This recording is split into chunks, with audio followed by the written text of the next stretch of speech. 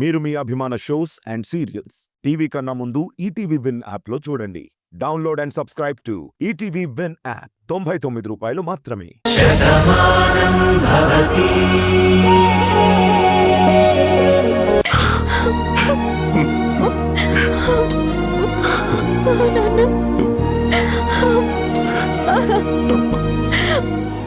నా బంగారాన్ని మళ్ళీ చూస్తాననుకోలేదు. ఎలా ఉన్నారు నాన్న? ఇప్పుడు నాకు మళ్ళీ ప్రాణం వచ్చినట్టు అయిందిరా. ఇన్ని రోజులు నేను బతికున్న ఒక శవంలాగే బతికానురా. అవును, నా జీవితం అనుకున్న మీ అమ్మ వెళ్ళిపోయింది. మా అమ్మ కన్నా ఎక్కువ అనుకున్న మా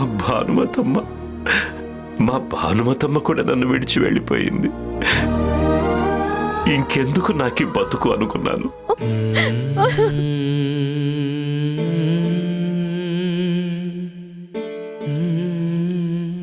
కానీ ఈరోజు నా ప్రాణం కన్నా ఎక్కువైన నా కూతురు మళ్ళీ నా కళ్ళ ముందుకొచ్చింది.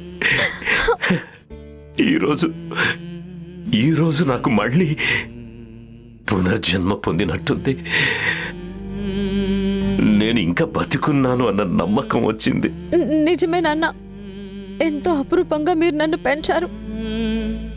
నాకన్నా ఎక్కువగా నన్ను ప్రేమించిన నా భర్త, కుటుంబం ఇలా అందరినీ వదిలేసి నేనేంటో తెలియని పరిస్థితుల్లో నేను ఇంకో చోటున్నాను.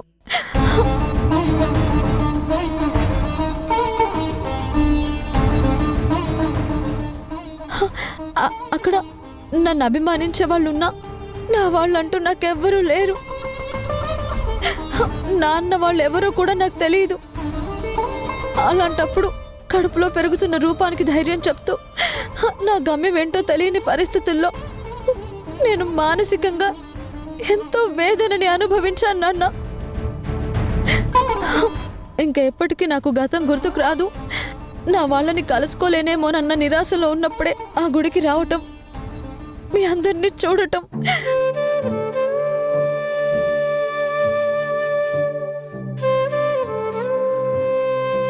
ఇప్పుడు నా కళ్ళ ముందుకు ఎవరొస్తున్నారో వాళ్ళు నాకు గుర్తుకొస్తున్నారు నాన్న. కానీ ఈ గుండెకి తట్టుకోవడం కష్టంగా ఉంది.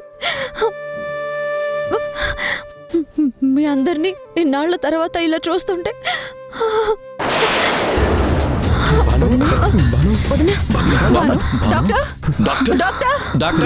ఒకసారి చూడండి. జరగండి, మీరందరూ పక్కకు జరగండి. నువ్వు ఎమోషనల్ అవ్వద్దని చెప్పాను కదమ్మా.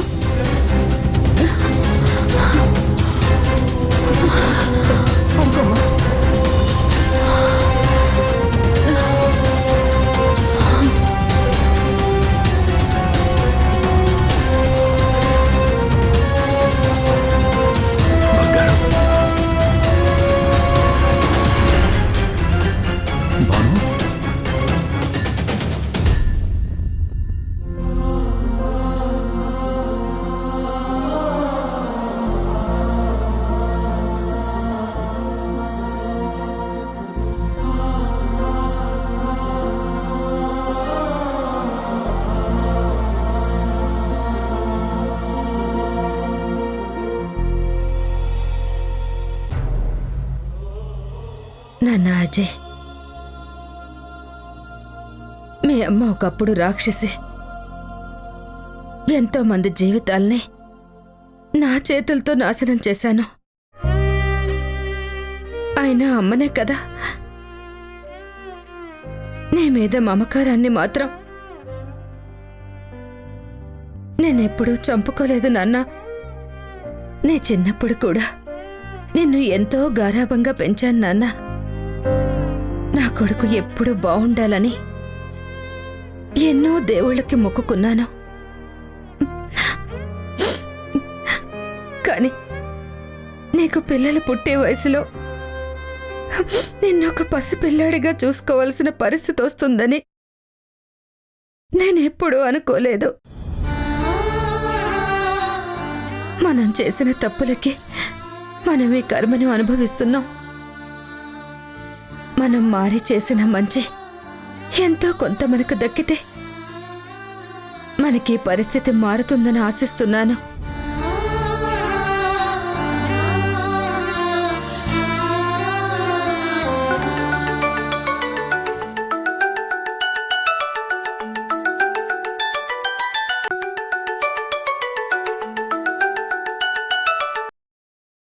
నమస్కారం అమ్మా.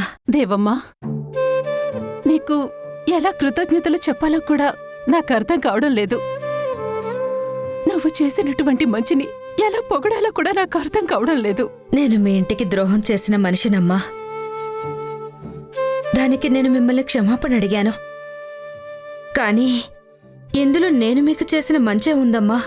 నువ్వు చేసింది నీకు తెలియకపోయినా దానివల్ల ఎంత గొప్ప విషయం జరిగిందో నాకు ఈరోజు తెలుసు.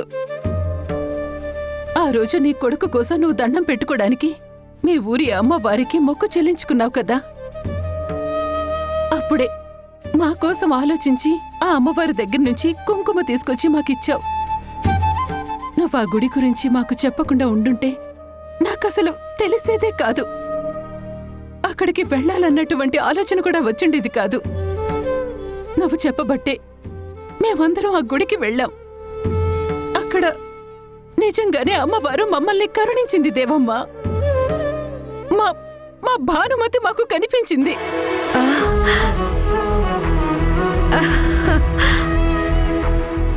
ఏంటమ్మా మీరనేది? భానుమతి కనిపించిందా? అవును దేవమ్మ. ఇంకా లేదు, ఎప్పటికీ తిరిగి రాదు అని అనుకున్నటువంటి నా కోడలు నా కంటికి కనిపించింది. మరి ఎన్ని రోజులు ఎక్కడుందమ్మా? ఏమైపోయింది?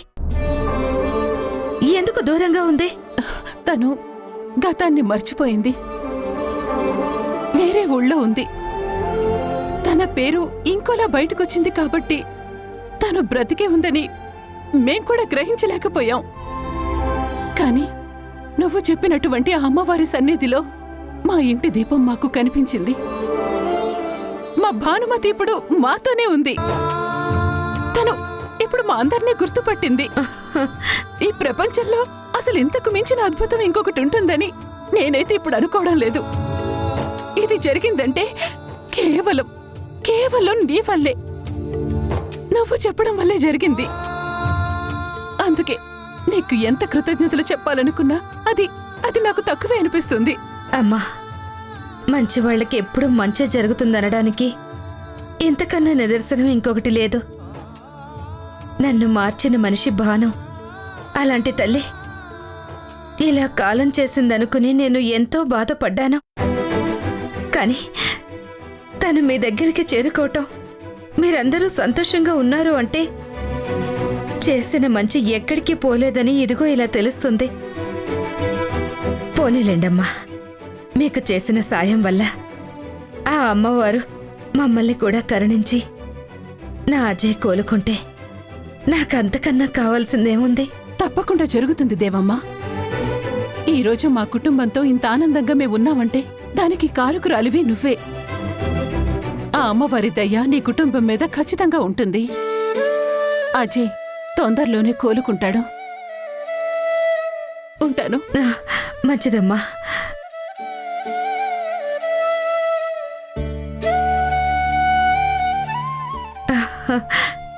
నాన్న, అజయ్, భానమ్మ బతికే ఉందంట. వాళ్ళ దగ్గరకు వచ్చేసిందంట.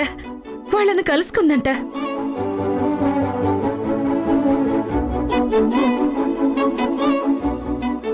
నువ్వు భాను గురించి ఆలోచించావు. తను లేదన్న విషయం తెలిసి నువ్వు ఎంతో బాధపడ్డావు. ఆ ఇల్లు బావుండాలమ్మా అని నాతో నువ్వు చెప్పావు. ఇప్పుడు నీ కోరిక ఫలించింది నాన్న. వాళ్ళంతా కలిసిపోయారు.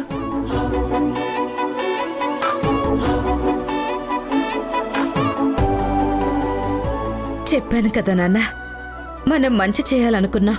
అక్కడ మంచి జరిగింది. ఆ మంచి నిన్ను కూడా కాపాడి మంచం మీద ఉన్న నిన్ను లేచేలా చేస్తుందని ఇప్పుడు నమ్ముతున్నాను. ఆ అమ్మవారి దయ వల్ల నువ్వు త్వరగా కోలుకోవాలి.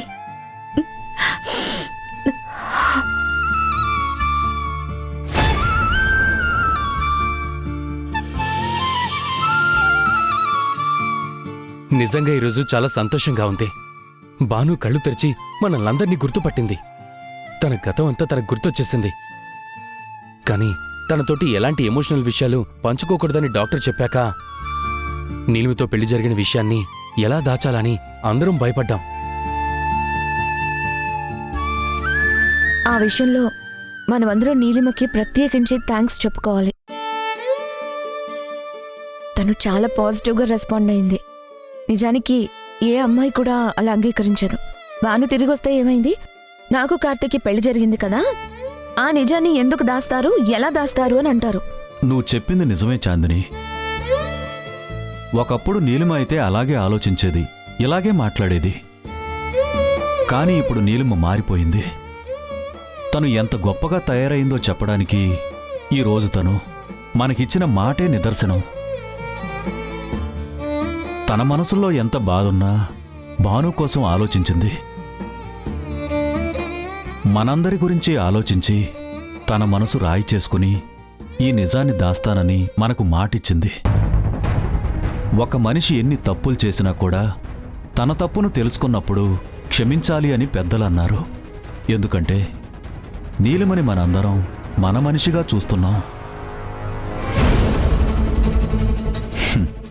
ఇప్పుడు నీలిమ మన కోసం తన మనసుని రాయిగా మార్చుకుని బాధని గుండెల్లో దాచుకుని మనతో భానుకి నిజం తెలియకుండా ఉంచడానికి సహకరిస్తాను అంటుంది.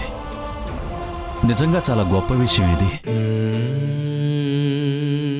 ఇప్పుడు నీలిమ నాకు పరాయి మనిషి కూడా కాదు. తనను నేను దత్తత తీసుకున్నాను. ఇప్పుడు నాకు 2 కూతుళ్ళు. ఒక కూతురు ఆరోగ్యం గురించి ఆలోచించి ఇంకో కూతుర్ని బాధ పెట్టాల్సిన పరిస్థితి వచ్చింది. అయినా సరే ఆ పిచ్చి తల్లి మనకు మాటిచ్చింది, మన మాటకు విలువిచ్చింది. ఈ నిజాన్ని చెప్పకుండా చూసుకుంటాను అని తను నిర్ణయం తీసుకుంది. నిజమేనండి. మంచివాళ్లకెప్పుడు మంచి జరుగుతుంది అనడానికి ఇంతకన్నా నిదర్శనం ఇంకోట్లేదు.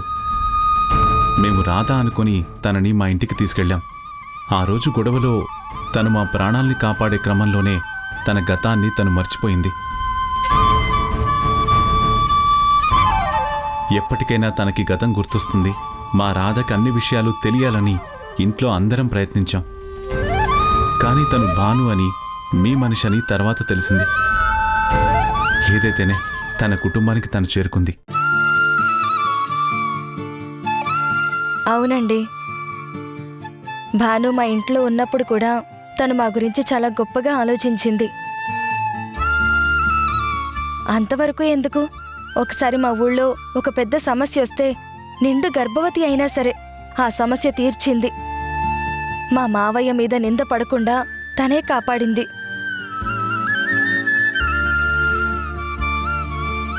నిజంగా అంత గొప్ప అమ్మాయి గతాన్ని తెలుసుకోలేక బాధపడుతుంది అని మేమందరం బాధపడ్డాం. కానీ ఆ దైవం కరుణించింది, మీరందరూ కలిశారు. ఇదంతా దైవ నిర్ణయం కావచ్చు బాబు, కానీ నువ్వు చేసిన మంచిని ఎప్పటికీ మర్చిపోలేం. మా కంటి పాపని మీ ఇంటి మనిషిలా చూసుకున్నారు. తను గర్భవతైతే పురుడు పోసి పుట్టింటిలాగే మీ ఇంట్లోనే ఉంచారు. ఎన్ని జన్మలెత్తినా మీ రుణం తీర్చుకోలేం. ఏ జన్మలోనో ఏదో అనుబంధం ఉందండి. అందుకే ఈ జన్మలో ఇలా అనుకోకుండా కలిశాం. అందులో రుణం ఉండదండి, కేవలం మమకారం మాత్రమే ఉంటుంది. మంచి మాట చెప్పావు బాబు. మనందరి జీవితాలు ఒక చదరంగంలాగా ఉన్నాయి. ఎన్ని చిక్కుముళ్ళు వచ్చినా కూడా చివరికి మా ఇంటి మనిషి మాకు దగ్గరయింది.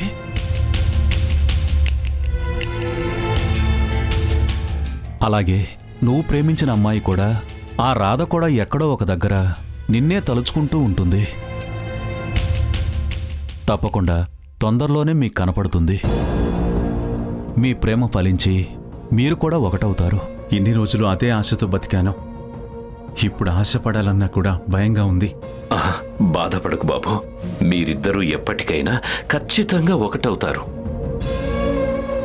మీరిద్దరూ ఎప్పుడూ ఆనందంగా జీవితాన్ని గడుపుతారు. ఆ నమ్మకం నాకుంది. నువ్వేం బాధపడకు బాబు.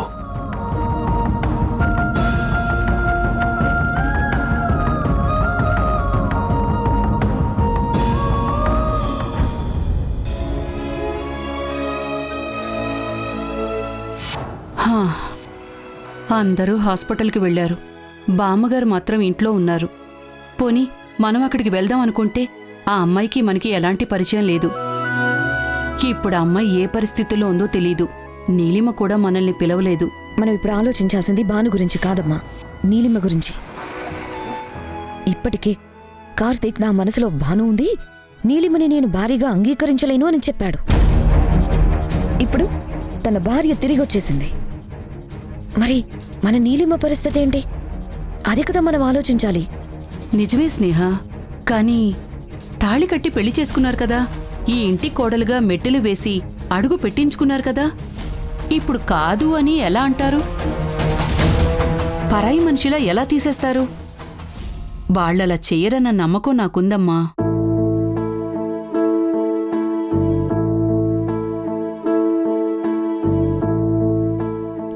నీకు నూరేళ్లమ్మా. ఇప్పుడే నీ గురించి అనుకుంటున్నావు, నువ్వే వచ్చావు. పెద్దమ్మా,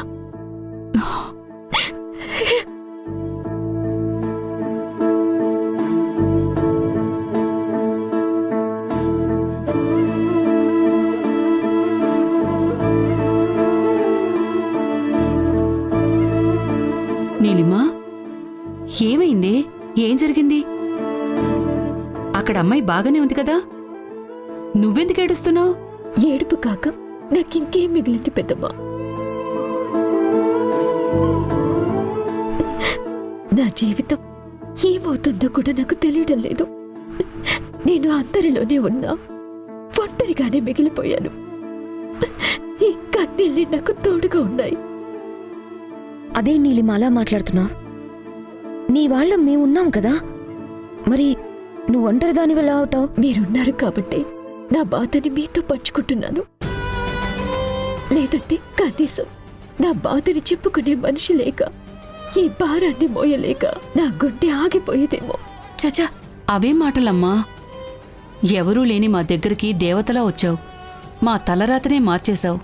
అలాంటిది నువ్వు కన్నీళ్లు పెట్టుకుంటే మేం చూడగలమా? అసలేం జరిగింది? ఏం చెప్పమంటావు పెద్దమ్మా? భాను కనిపించిందని ఆనందించాలా, తను తిరిగొచ్చిందని సంతోషించాలా? ఈ ఇంట్లో నా పరిస్థితి ఏంటా అని తలుచుకుని బాధపడాలా? నాకేం అర్థం కావడం లేదు. ఏం నీలిమా, నీ మాటలో ఏదో బాధ కనిపిస్తుంది. అసలు ముందు అదేంటో మాకు చెప్పు. ఏం చెప్పమంటారు? భాను ఆరోగ్యం ఏమీ బాగోలేదు. అందుకే తను కంగారు పడే విషయాలు ఏవి తనకి చెప్పకూడదు అన్నారు. దాంతో నాకు కార్తీక్కి పెళ్లి జరిగిన విషయాన్ని భాను దగ్గర దాచాలని అందరూ నిర్ణయించుకున్నారు.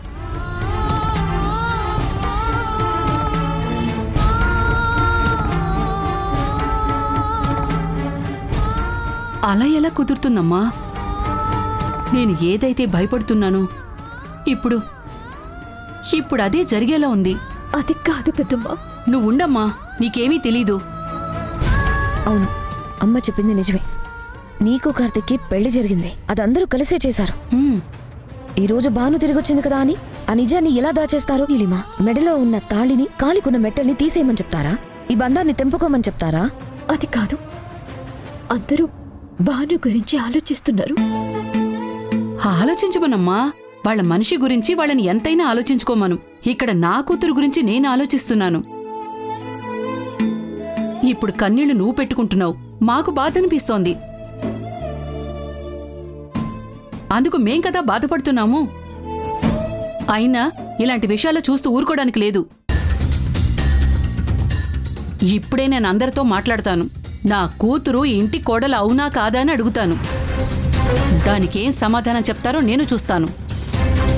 కరెక్టే అమ్మా, అలాగే అడగాలి. ఇలా బాధపడుతూ గదిలో కూర్చుంటే మనం కుమిలిపోతాం తప్ప వాళ్ళకేం పట్టేలా అనిపించదు. అయినా కార్తిక్ గారు కూడా అలా ఎలా మాట్లాడతారు? ఇంట్లో అందరూ మంచివాళ్లే కదా, నిజం చెప్పొద్దని ఎలా చెప్తారు? అదే కదా, వీళ్ళంతా గొప్పవాళ్లు. ఈ నిజాన్ని దాచమని చెప్పడం భావ్యం కాదు. ఇదేదో వాళ్ళని అడుగుదాం. అయ్యో, నీకు దండం పెడతాను. ఇప్పుడు మీరేమీ మాట్లాడుతూ ఏంటమ్మా అలా మాట్లాడుతున్నావు? అడగందే అమ్మైనా అన్నం పెట్టదంటారు. ఇలాంటి విషయాలు అడిగి తెలుసుకోకపోతే తర్వాత పరిస్థితులు ఎలా మారిపోతాయో నీకు తెలియదమ్మా. నేను చూసుకుంటాను కదా. వద్దు పెద్దమ్మా, వీళ్ళందరూ మంచి వాళ్ళు. భాను పరిస్థితి గురించి భయపడి వాళ్ళు అలా మాట్లాడుతున్నారు అంతే. మీరు వాళ్ళని ఏమీ అనొద్దు ప్లీజ్.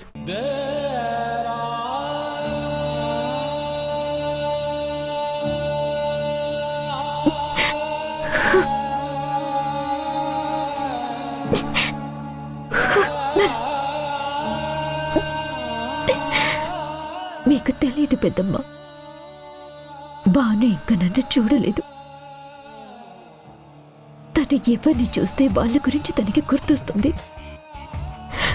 తన కంట నేను పడితే నా పరిస్థితి ఎలా ఉంటుందో కూడా నేను ఊహించలేకపోతున్నాను. అందుకే ముందు భానుకి నా మీదున్న అభిప్రాయాన్ని మార్చాలి. తనకి నా మీదున్న ద్వేషాన్ని తీసేయాలి.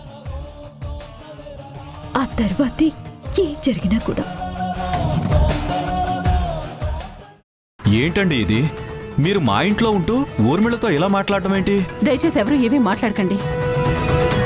మీరు చెప్పండి, మీరు ఏమనుకుంటున్నారు, ఏం అడగాలనుకుంటున్నారు? నేనే భానుకి నువ్వు వెళ్ళిపోయాక నువ్వింకా తిరిగి రావు అనుకుని నీలిమకి కార్తీక్కి పెళ్లి చేశారు. ఇప్పుడు నీలిమ కార్తీక్ భార్యని నేనే చెప్పేస్తాను.